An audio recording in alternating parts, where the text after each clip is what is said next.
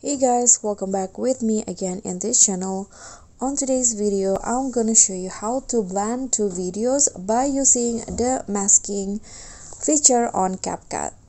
So first, just import two videos that you want to blend and then make one of them as overlay.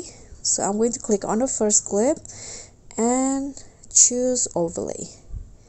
Okay, so the two video will go like this. Then click on the overlay and go to mask. Okay, then choose the split.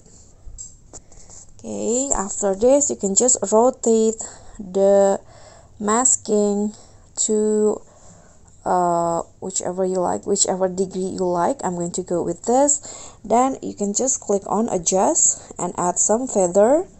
Just swipe to the right to make it blend like this. You can also adjust the position if you like, and also the rotate like this. So when you're done, just go back, click on a check icon, and this will be the final result. So the two video will be blend like this. So that's all for me. Thank you so much for watching. If you enjoyed this video, please give me a like and smash the subscribe button down there. And also remember to leave a comment and click on the thanks. Bye.